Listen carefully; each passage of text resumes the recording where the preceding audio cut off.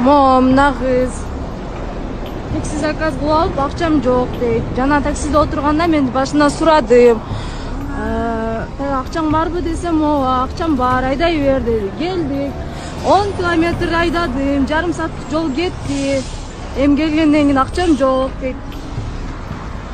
Бөтүн түйрүдүм, жок. Эми эмне кылайын буну? Мында алысыраак турчу балам. Анда алысыраак турна кой. Алысыраак тур менен. Турна кой дейм. Алыс тур дейм.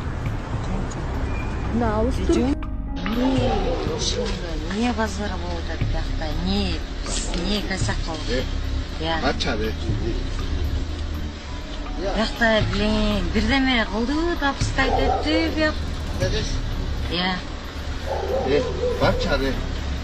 Жок, силер жөн эле эмне сайлап атасыңар? Грузиядагы Толужа курортунда 12 ресторан кызматкеринин жансыз денеси табылды. Грузия милициясы 14 декабрда Гудаури айылындагы Толужа курортундагы ресторандан 12 кишинин жансыз денеси табылганына байланыштуу иликтөө жүргүзүп жатканын билдирди.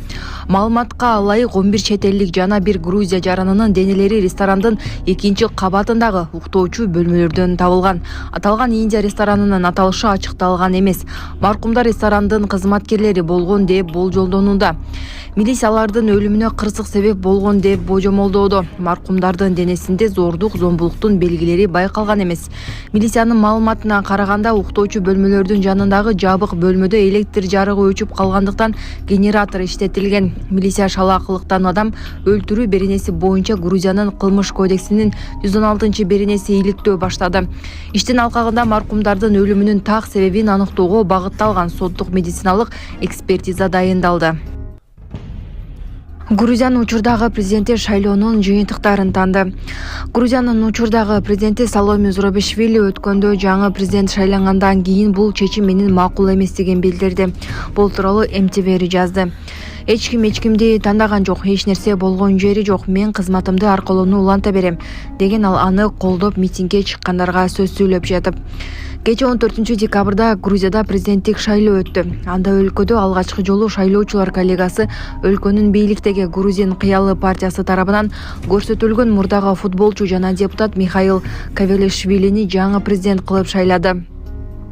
Президенттикке жалгыз гана анын талапкерлиги болгон. Грузиянын борбордук шайлоо комиссиясынын маалыматына ылайык, Кавелишвили 224 шайлоочунун добушун алган.